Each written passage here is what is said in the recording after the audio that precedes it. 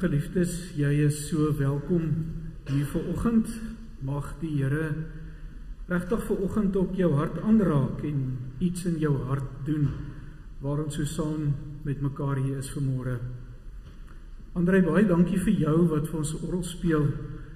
Jy sit daar bo, ons sien jou nie altyd raak nie, maar jy speel so pyk en ons gemeente geniet ongelooflik baie jou orgelspel. Baie dankie. Kan ons vir hom dankie sê met 'n handeklap?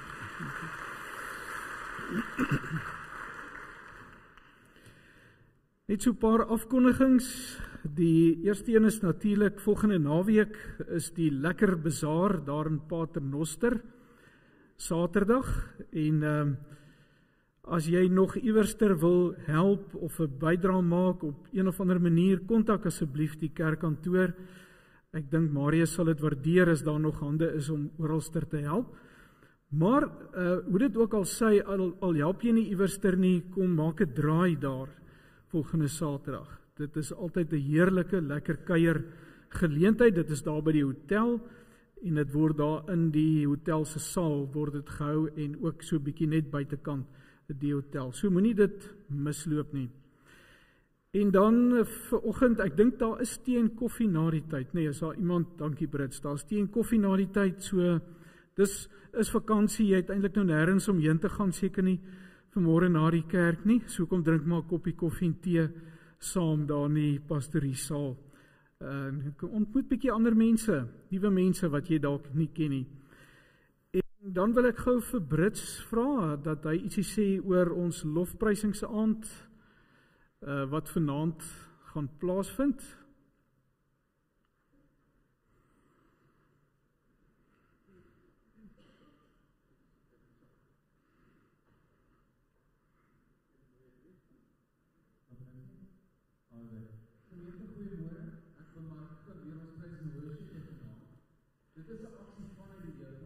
Net vir die jeug nie. Daar was baie streng vir my gesê, alle ouderdomme, alle kerke is welkom en daar's koffie. Ek het vir hulle gevra om die goeie koffie uit te sit vanaand.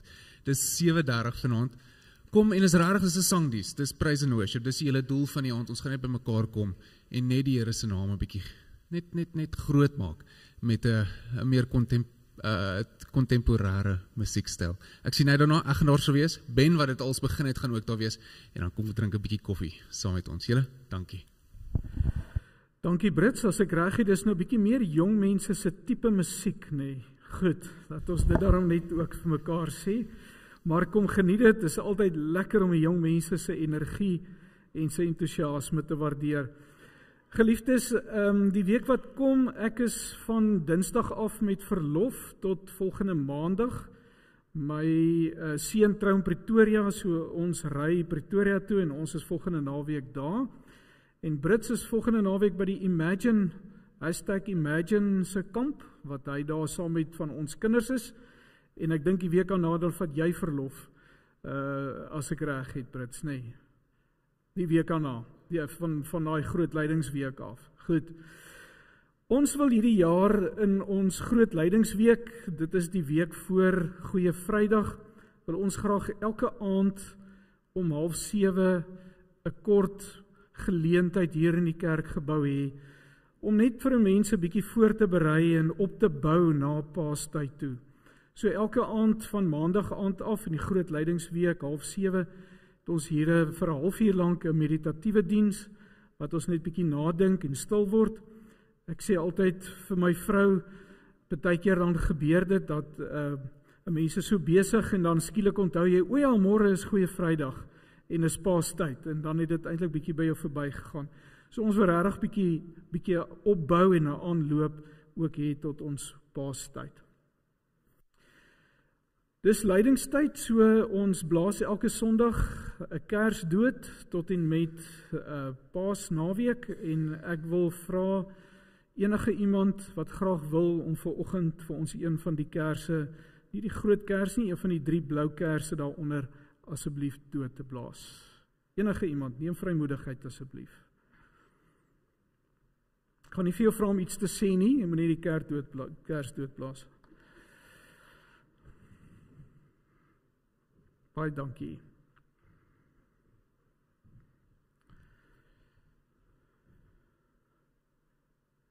Dankie Sebastian, waardeer dit. Terwyl ons so sit, vanoggend gaan ons ook baie in ons boodskap oor Jesus praat, en kom ons sing terwyl ons so sit lied 168 vers 1 tot 3.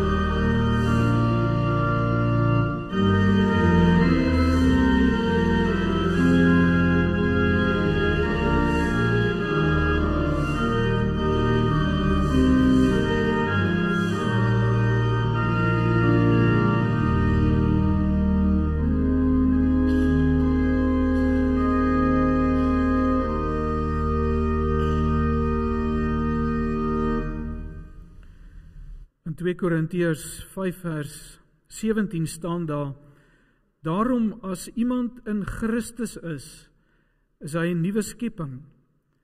Die ou dinge het verbygegaan. Kyk, hulle het nuut geword en dit kom alles van God af. Geliefdes, is my voorreg om jou te groet in die naam van die Vader, die Seun en die Heilige Gees, en om vir jou te kan sê welkom hier in sy teenwoordigheid vanoggend. Mag jy sy genade, sy liefde vir jou beleef en ervaar. Kom ons staan, dan sing ons lied 167 en ons sing al twee die strofes, daarna kan jy weer die sitplek inneem.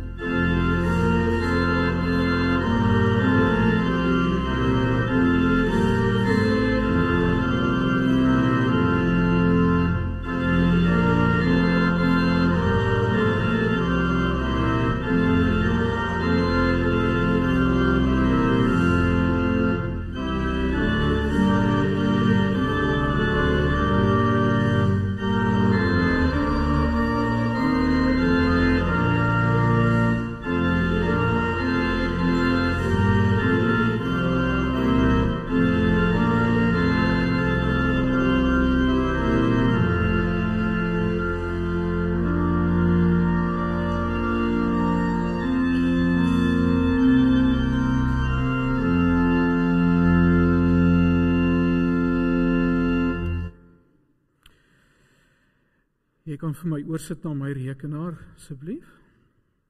Baie dankie.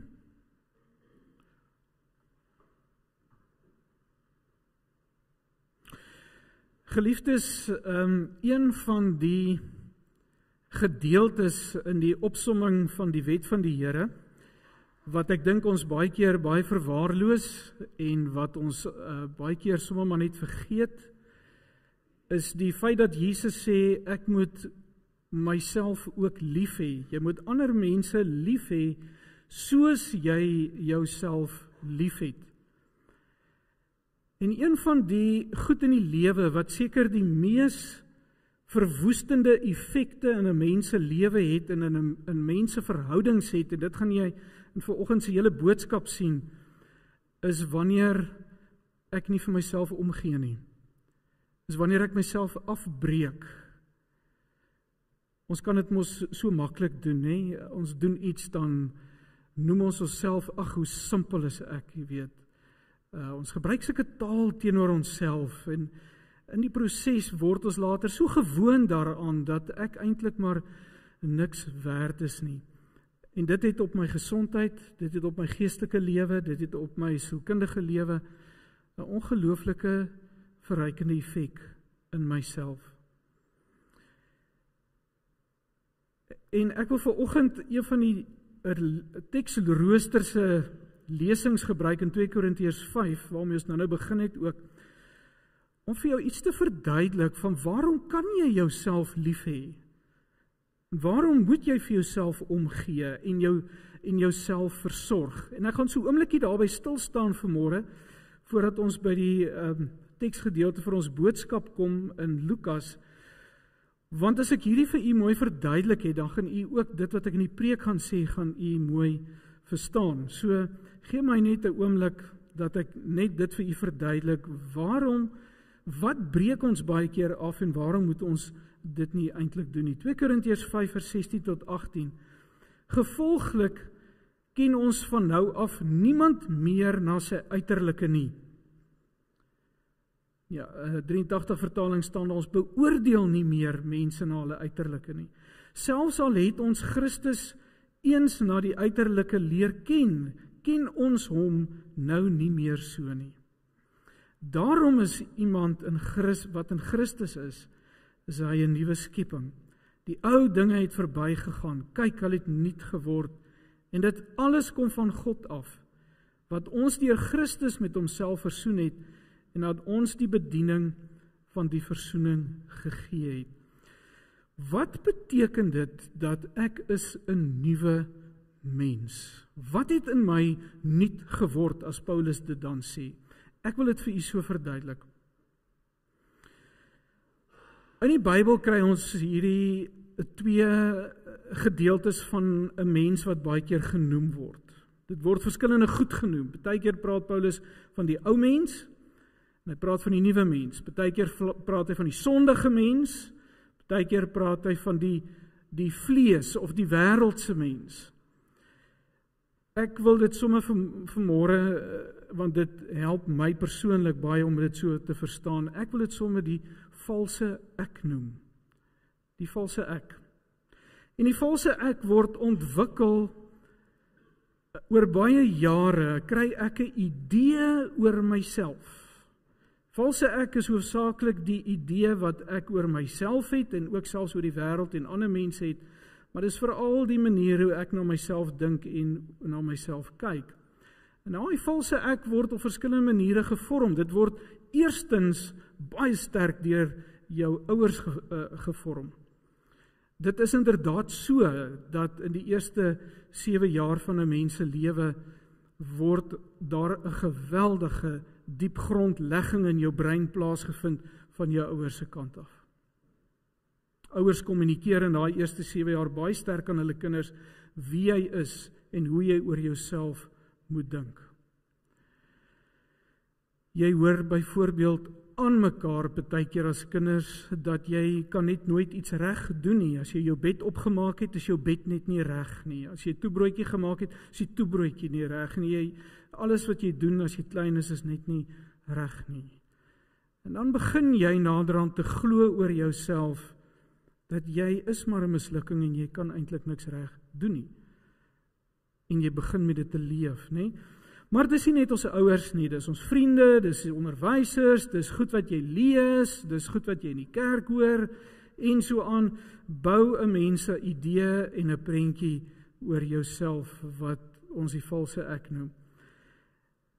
En hierdie prentjie van my is maar 'n gebroke prentjie, geliefdes. Dis maar ek wat hom ontwikkel, dis deur verskillende goed wat nie altyd die waarheid is nie, wat ek glo. Dis eintlik wat die Bybel van praat, is 'n mens bou jou lewe en jy bou jou identiteit op sand, nie op rots nie. En dan moet jy hierdie storie beskerm. En 'n mens beskerm dit met jou ego, of 'n ander woord vir ego is jou eie ekkigheid. Ek moet hierdie prentjie van my wat ek het, en wat ek dink ander mense oor my het, moet ek verdedig. En ek moet hierdie prentjie oppatch, ek moet hom beter maak. Ek moet die goed wat die slegte goed wat ek oor myself doen, moet ek, as ek net kan beter word, as ek net 'n beter mens kan wees, dan sal ek meer tevrede daaroor wees. En ons gebruik 'n klomp tegnieke daarvoor. Ons manipuleer baie keer mense, dat hulle van my moet hou, of doen soos ek graag wil hê mense moet maak. Ons onttrek baie keer. As aan een kant kry myself jammer, dan voel mense sleg teenoor my, ag sies tog sy okay, nee, daai goed. Of ek veg, ek beklei met mense, gooi tantrums, volwassenes kan ook maar tantrums gooi. En so verdedig ek myself, want mense moet net nie iets oor my sê nie, hulle moet nie iets oor my skinder nie, hulle moet nie iets negatief oor my sê nie, dan kom hierdie ego van my in opstand en dan beklei en veg ek, om hierdie mensie wat ek geskep het in my kop te beskerm. En onder dit alles lê eintlik maar die groot ding is vrees. Ek is bang mense hou nie van my nie, ek is bang ek gaan nie meer bestaan nie, ek is bang ek gaan dood, ek is bang ek het nie koneksies met mense nie, ag, daar's 'n magdom vrese wat eintlik maar onderliggend hier sit, dat 'n mens hierdie valse ek probeer beskerm met alles wat jy het met jou ego. En dan kyk 'n mens gewoonlik na jouself, na hierdie valse ek, en ek veroordeel hierdie valse ek, en ek sê vir myself, wat 'n simpel mens is ek nie.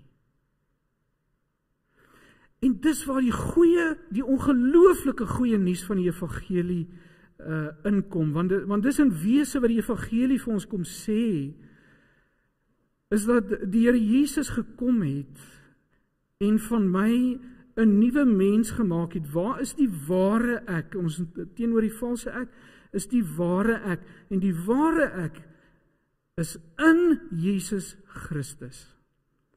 Die ware ek is daardie persoon wat eintlik al die eienskappe wat Jesus het ook in my reeds is.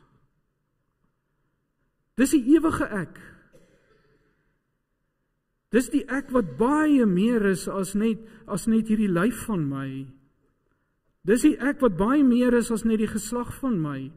Die Bybel sê hierna is ons nie meer mans of vrouens nie, ons is geslagloos. Dis hoekom Paulus sê, in Christus is daar nie meer 'n Jood of 'n Griek of 'n slaaf of 'n vryman of man en vrou nie, maar net Christus. Daardie liefde is reeds in jou. Die geduld is reeds daar. Die vriendelikheid en die vrug van die Heilige Gees is reeds daar. Is reeds daar. Dis gedoen. Ek het saam met hom gesterwe, saam met hom opgestaan uit die dood, sê Paulus in Romeine 6. O geliefdes, en geestelike groei is op die ou einde eintlik maar niks anderster as om die proses waarin ek ontdek wie is ek regtig? Wie is die ware ek? En om die valse ek te kan raak sien, keer op keer in my lewe, by ego te kan raak sien en sê, dis maar weer my ego, dis nie regtig, hierdie optrede, dis nie regtig wie ek is nie, hoekom tree ek so op? Kom maak ek ander seer? Dis mos nie wie ek is nie. Dis die valse ek. Dis die ou mens, dis die een wat eintlik dood is. Wat nie eens meer bestaan nie, maar hier in my kop is dit nog lewendig en aan die gang. Geliefdes, en hoe meer jy begin fokus op wie jy in Christus is, wat Jesus met ons gedoen het, hoe meer ek dit verstaan, hoe meer ek die valse ek raak sien en dit kan laat gaan, hoe meer staan ek verwonderd ook oor myself, oor wat God met my gedoen het. En dan kan ek myself lief hê. En dan kan ek opgewonde wees oor wie ek is. En dan word dit 'n reis vir die res van my lewe om te ontdek wie is ek regtig in Jesus Christus. Dit klink dalk nou baie sinies, maar ek is baie ernstig as ek dit sê. Ek het al baie gedink. Ek is aan die een kant half opgewonde bietjie oor die dag van my afsterwe. Want ek het nogal gedink, die dag as ek my oë toemaak en hierdie liggaam van my sterwe,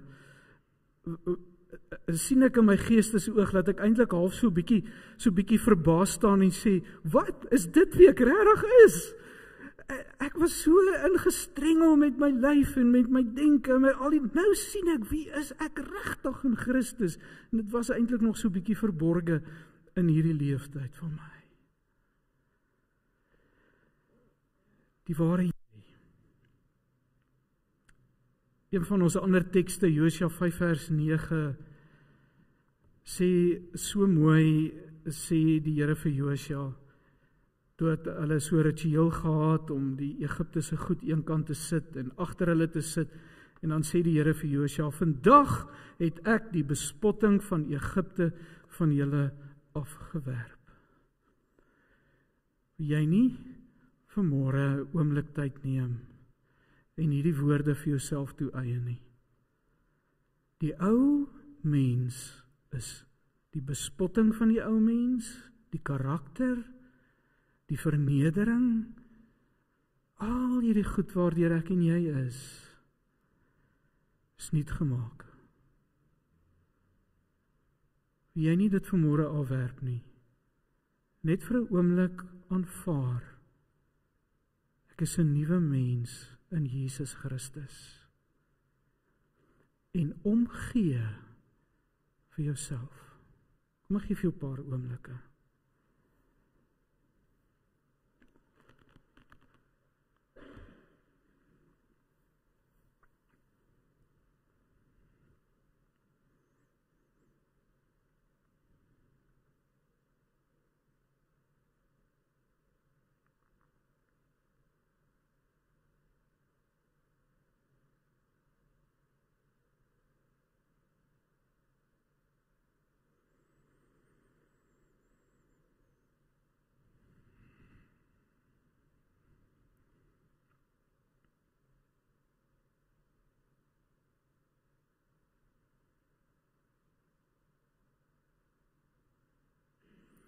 Terwyl ons so sit, kom ons sing hierdie lied, waar daar liefde is en deernis, waar daar liefde is, daar is God die Heer. Kom ons sing dit 2 keer vanoggend.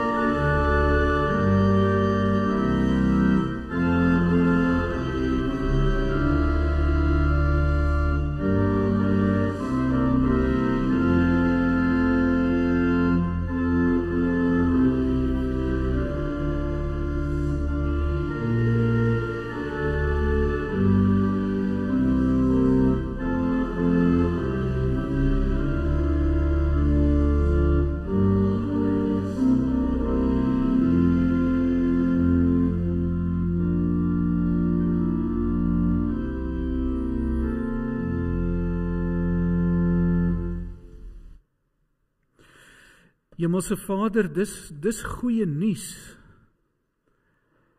Dis goeie nuus om te weet dat ek met God versoen is. Dis goeie nuus om te weet dat die kruis van Jesus, die opstanding, het die ware ek na vore laat kom, die ware ek in my gebring, geskep, in Christus kom plaas.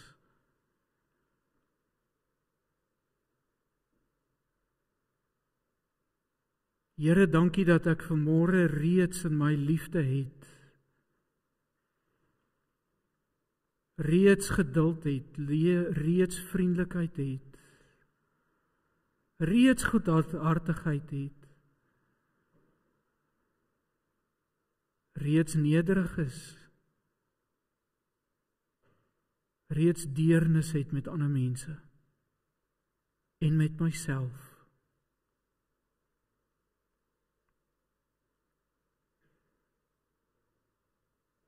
Here, dankie dat ek ook vanoggend na myself kan kyk en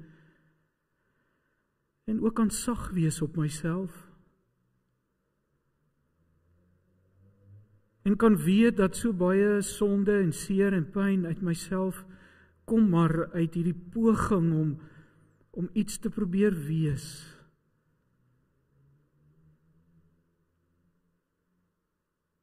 Dankie dat U vanmôre vir my dit kon vasmaak, ek is reeds iets. Ek is reeds in Christus alles wat ek moet wees. Here, dis goeie nuus.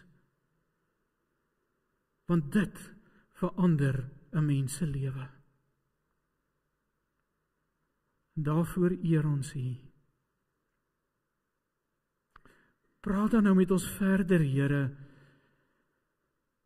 en help my om iets te kan raak sien van hierdie valse ek, op 'n baie spesifieke manier ook vanoggend. In Jesus se naam bid ons dit. Amen. Ons teksgedeelte, Lukas 15, vers 25 tot 32, is die gelykenis van die verlore seun. Ek gaan net vanaf vers 25 af lees. Ek gaan nie die eerste klompie verse lees nie, terwille maar net van ons tyd. Jy kan dit gerus eintlik die hele hoofstuk 15 by die huis gaan deurlees. Die oudste seun was in die veld, en toe hy terugkeer en naby die huis kom, hoor hy musiek en 'n gedans. Hy roep toe een van die dienaars en verneem by hom wat aan die gang is. Jou broer het teruggekom, het hy hom geantwoord, en jou pa het die vetgemaakte kalf geslag, omdat hy hom gesond teruggekry het. Hy het briesend kwaad geword en wou nie ingaan nie, maar sy vader het hom uitgenooi en mooi met hom gepraat. Maar hy het vir sy vader gesê, kyk, ek sloof my al soveel jare vir u af, en het nog nooit 'n opdrag van u verontagsaam nie, en vir u het u nooit eers 'n bokkie, en vir my het u nooit eers 'n bokkie gegee, sodat ek saam met my vriende kon fees vier nie. Maar toe hierdie seun van u terugkom, wat u besittings op prostituie uitgemors het, slag u vir hom die vetgemaakte kalf. Toe sê hy vir hom, is nou die pa wat praat, my kind, jy is altyd by my, en alles wat myne is joune. Ons moet fees vier en bly wees, want jou broer was dood en hy het lewendig geword. Hy was verlore en is weergevind. Ons gaan net tot daar lees. Geliefdes, een van die moeilikste goed om in die valse ek te kan raak sien, om dit te kan herken en om dit te erken, is om te erken dat ek ook hoogmoedig is. Het is baie makliker om te sê ek is liefdeloos, of om te sê ek het woedeuitbarstings, of ek maak mense seer, of ek het allerlei ander sondes, maar glo my, ek vind dit in myself, en ek vind dit in klomp jare se bediening, dit is baie moeiliker om raak te sien en te erken 'n mens se eie hoogmoed in jou eie hart. Want die blote feit dat 'n mens hoogmoedig is, maak eintlik dat ek nie my hoogmoed kan raak sien nie. Dis eintlik so 'n sirkelbeweging wat plaasvind. Dis regtig een van die skelmste sondes in ons lewe. Ons is baie keer so gefokus op die sondes van die vlees, nee, ons praat en allerlei ander goeters, maar ons water baie keer, kom ons noem dit sondes van die hart, van die binnekant, water ons baie keer af, asof dit nie saak maak nie. Partykeer het hoogmoed selfs 'n waarde geword in die samelewing.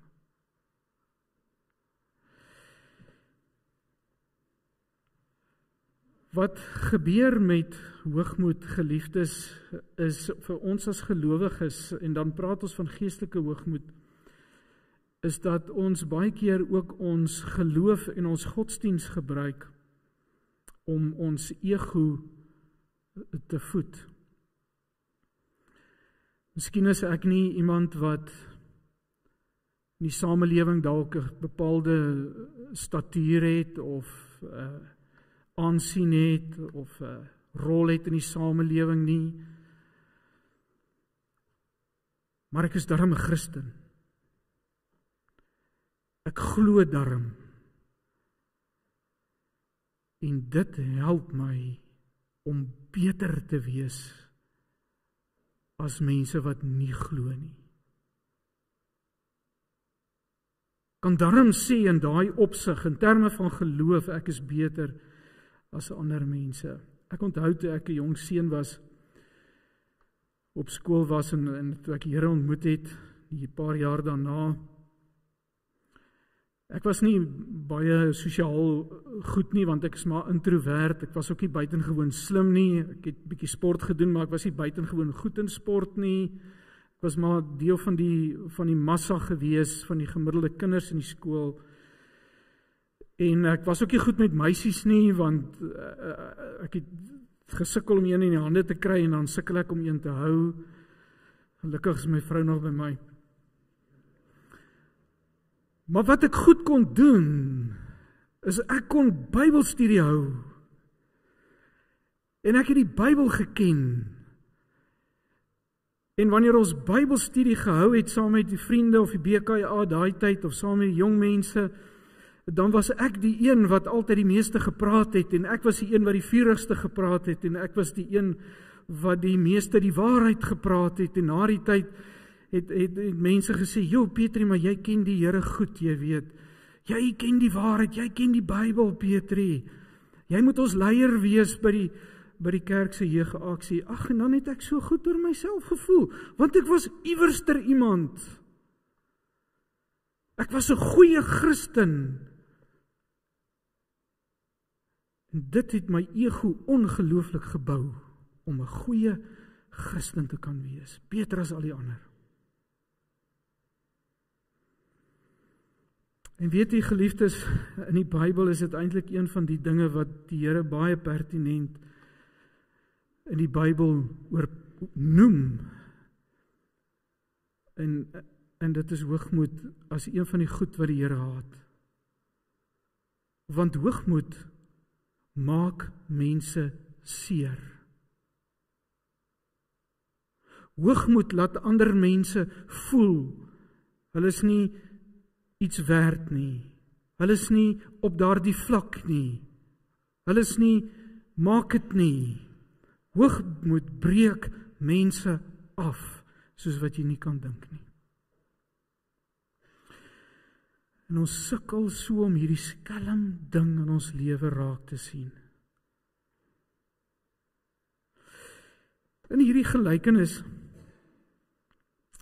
wat Jesus vertel, is daar 3 karakters. Die eerste een is die sondaar, die stoute een, die swart skaap van die familie, en hy vat die erfporsie wat sy pa vir hom gee, en hy gaan mors dit uit iewerster, en op die ou ene het hy net mooi niks meer oor nie, en die enigste werkie wat hy kan kry, is om iewers ter varke op te pas. Vir 'n Jood was dit 'n verskriklike ding, want hulle het nie varkvleis geëet nie. Dit was eintlik regtig een van die laagste tipe werke wat jy kon doen, is om varke op te pas, en hy het ook nie eintlik kos gekry nie, hy het maar saam met die varke 'n sekere boom se pele geëet.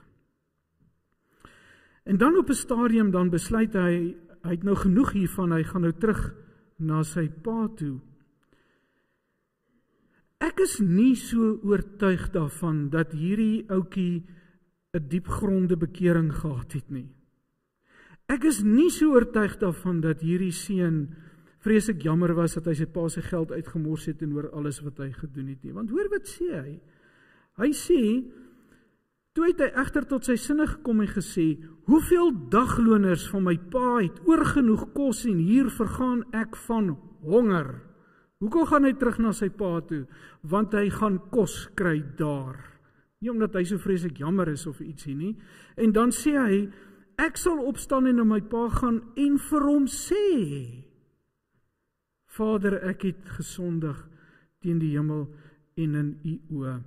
Ek is nie langer werd om die seun genoem te word nie. Behandel my soos een van die dagloners. Hoekom gaan hy terug? Geliefdes, dit lyk vir my of hy ten diepste teruggaan omdat hy honger is. En omdat hy daar saam met die dagloners ten minste bord kos elke dag kan kry. Dit is vir hom bietjie beter as om net tussen die varke te sit en pele te eet.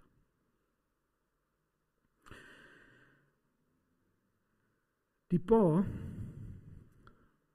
ontvang die kind met wat sy gesindheid hy ook al terugkom. Nog voordat die pa gehoor het, hoekom is jy hier? Toe die pa hom sien aankom, toe hardloop die pa na hom toe. En in daai tyd as jy gehardloop het, moes jy jou rok bietjie opgetrek het om te hardloop, dan is jou bene sigbaar en dit was 'n redelike vernederende ding vir 'n man. So die pa gaan deur 'n stuk, eintlik 'n stuk vernedering om na hierdie kind toe te hardloop en hom weer deel van die gesin te maak. En dan kry jy die reaksie van die broer. En die gelykenis gaan nie in die eerste plek oor of hierdie kind 'n diepgaande bekering om gehad het of nie, waarom hy teruggekom het of nie. Gelykenis gaan eintlik nie regtig eers oor die verlore en die stoute boetie nie. Maar dit gaan oor die broer en oor die pa se reaksie teenoor hierdie kinders. Want in Lukas 15 vers 1 tot 3, begin van die hoofstuk, dan sê Jesus, of dan staan daar, al die tollenaars en die sondaars het dikwels nader gekom om na hom te luister. Die fariseërs en die skrifkenners het onder mekaar gemor, hierdie man ontvang sondaars en eet saam met hulle, en toe het hy vir hulle hierdie gelykenis vertel. Nou vertel hy vir hulle 2 gelykenisse, die een van die skaap wat verlore is, die een van die muntstuk wat verlore is, om iets te verwoord van God wat soek, van God wat ook vir alle mense liefhet en na alle mense uitreik, en dan die een van die verlore seun waar hierdie storie bykom van die broer se reaksie. En Jesus is besig om te sinspeel op die fariseërs en die skrifgeleerdes se harte teenoor die wat dan skynbaar minder as hulle is. Teenoor die laer klas mense, teenoor die sondaars wat nie so heilig soos ons is nie. Dis op hulle vir wie hy hier sin speel. Hierdie broer sê, is daar 2 goed wat uitstaan. Die eerste ding is, ek is nie soos my broer nie. Ek is nie soos my broer nie. Hy sê, kyk, ek sloof my al jare vir u af. En u het nog nooit 'n opdrag en het nog nooit 'n opdrag van u verontagsaam nie. Wat 'n goeie seun is ek nie, Vader? Wat 'n goeie kind is ek nie, in teenstelling met hierdie ander ouetjie. Maar toe hierdie seun, nie eers sy broer nie, hierdie seun van u terugkom, wat u besittings op prostituie uitgemors het. Ek is nie so nie, soos hy nie. Daarom verdien ek beter, want ek is beter as hierdie broer van my. Geliefdes, wanneer 'n mens min dink van jouself, wanneer jy nie verstaan wat Jesus met jou gedoen het en vir jou 'n nuwe mens gemaak het nie, as jy nie verstaan dat ek saam met Jesus gesterwe het en opgestaan het uit die dood uit nie, dat ek 'n nuwe mens is, dat ek nie iemand hoef te probeer wees of word nie, maar dat ek dit klaar is in Christus, as jy dit nie verstaan nie, en jy breek jouself af en jy kyk vas in hierdie valse ek die hele tyd van wie ek dink ek is, dan moet jy iets kry om jou beter te laat voel. Jy moet iets kry om jou beter te laat lyk. Jy moet iets kry om beter oor jouself te dink. Jy moet dan die valse ek oppatch en hom probeer mooier maak as wat ons dink hy is. En dan groei hoogmoed. Ek is beter as jy. As jy die valse jy wil beskerm, as jy die valse jy wil oppatch, moet jy beter wees as iemand anders. Anders kan jy hom nie beter maak nie. En dis hoe hoogmoed in ons groei, sodat ons nie weet wie ons is nie. Dis wat hierdie broer nie verstaan het nie. Sy pa sê vir hom, toe sê hy vir hom, my kind, jy's altyd by my. En hoor hierdie woorde, alles wat myne is joune. Alles wat myne is joune. Verstaan jy dit nie? Ag geliefdes, ons gebruik ons godsdiens om beter te lyk, om beter te dink oor onsself. En weet jy, die ironie van die saak is, en ek hoop jy sien dit raak vanoggend die belaglikheid daarvan, want die ironie van die saak is, eintlik het ek en jy absoluut niks met ons geloof te doen gehad nie. Want is alles die Here se genade. Paulus sê in 2 Korintiërs 5, dit is die werk van God.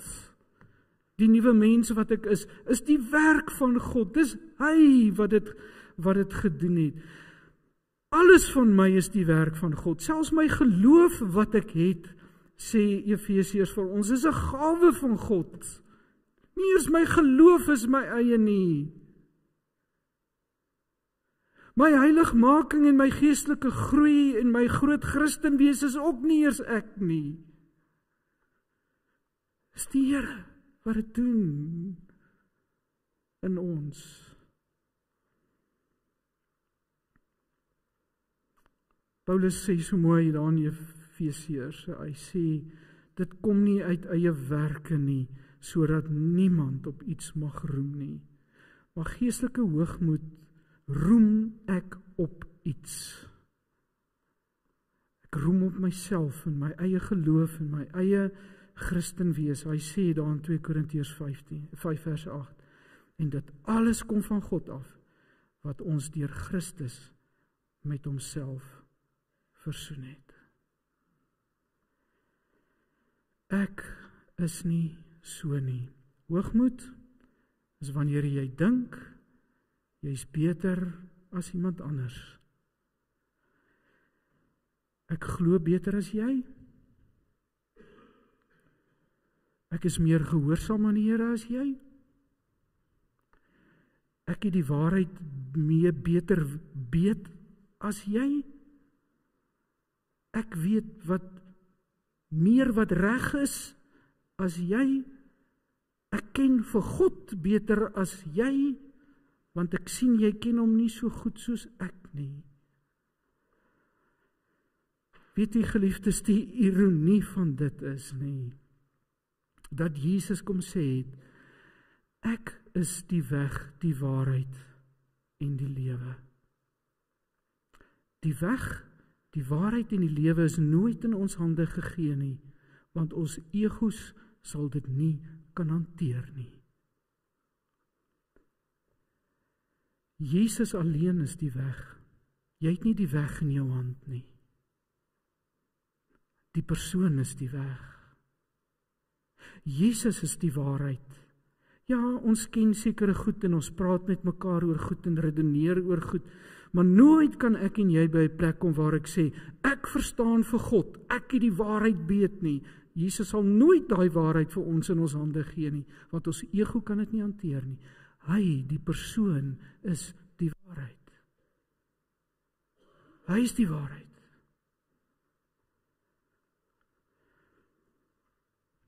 Hy is die lewe.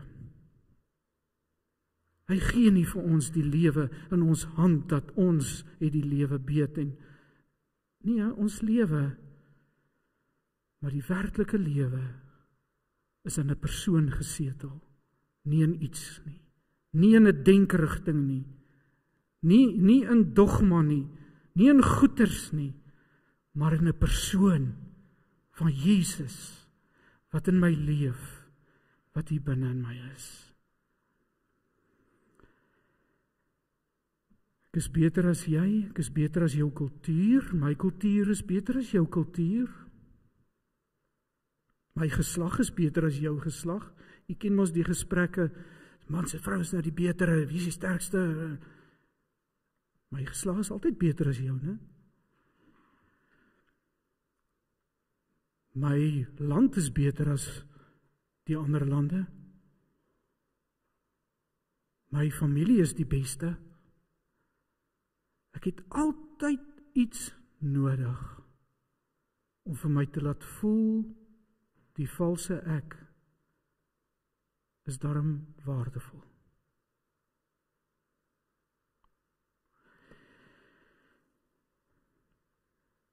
Geliefdes, die tweede ding wat hierdie broer doen is, hy gun sy boetie niks. Hy sê vir sy pa, hoe kan jy die goue kalf vir daai mens slag? 'n Ou wat so is. 'n Ou wat met prostituie pa se geld uitgemors het.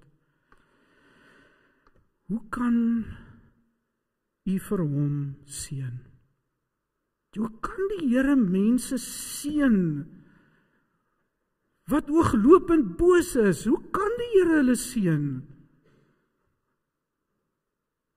Hoe kan iemand soos Jacob Zuma in 'n kant laat bly in daai plek? Hoe kan die Here dit toelaat? Hoe kan die Here hierdie mense wat so vir my skade aangedoen het, dit lyk of hulle vooruit gaan. Hulle is geseënd. Hy gun ander mense niks. Want dit gaan maar net oor sy valse ek wat hy in stand moet probeer hou. Die oudste seun word op die ou einde ook die verlore seun. Hulle albei is dit. Die eerste een wat terugkom met hierdie gesindheid van sy maar net kan kos by sy pa kry.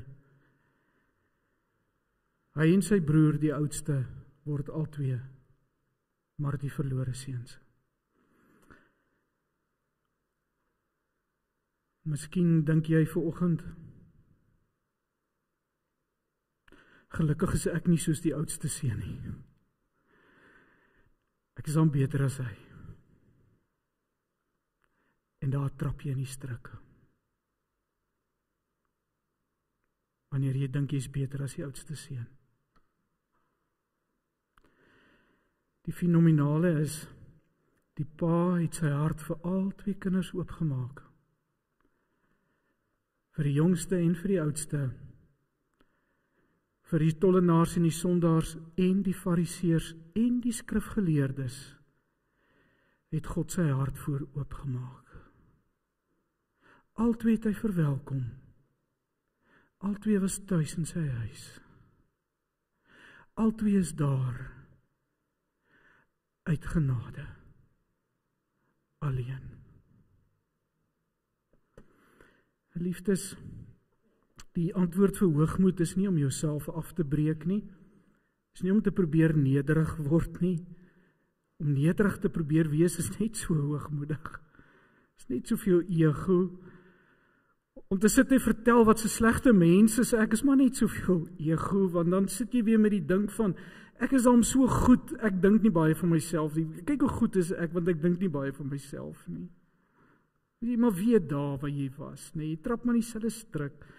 Die antwoord is nie om jouself af te breek nie, die antwoord is nie om jouself te vergelyk nie.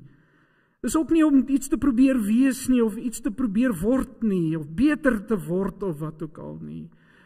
Die antwoord vir hoogmoed is om te verstaan wie is ek in Jesus Christus. Die ware ek. Wat het hy van my gemaak? En is dit? Te verstaan wie is ek. En die oomblik as jy trots raak of hoogmoedig raak oor wie jy is in Christus, dan sit jy weer die pot mis. Dan trap jy weer in die struik. Die antwoord is om asem te haal, te sê, ek is in Christus 'n nuwe mens. Dis wat hy vir my gemaak het, ek is okay. Ek is in hom okay. Ek hoef niets te probeer wees nie. Daarmee saam, om die valse ek raak te sien. Is weer my ego. Dis maar weer, probeer maar weer oppatch. Probeer weer beter lyk. Ek het vergeet. Paulus sê so mooi in Romeine 6. Hy sê, julle moet onthou, dat julle saam met hom gesterwe het en opgestaan het. Vergeet dit so maklik. Julle moet dit onthou. Ons bid saam.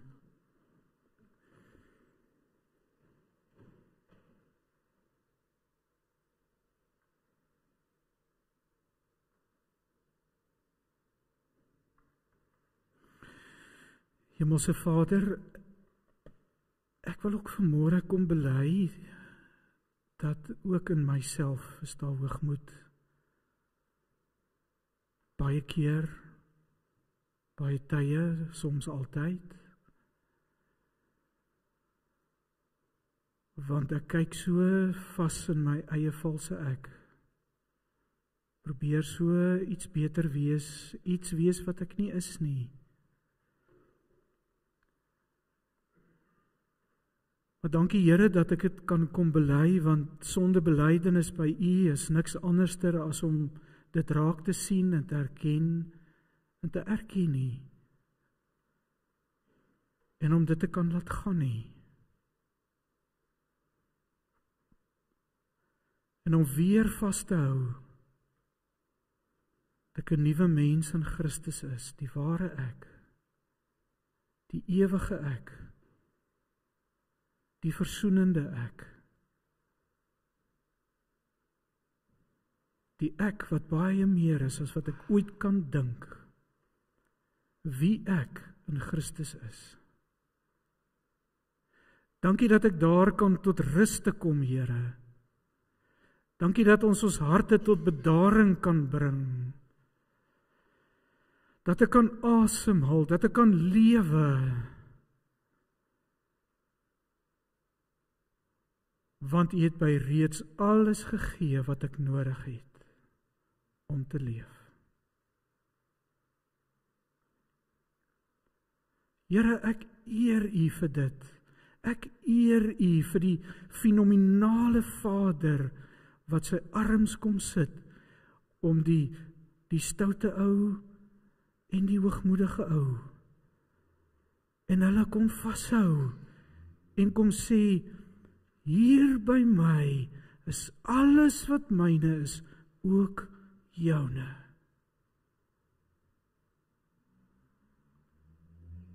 Dankie Here daarvoor.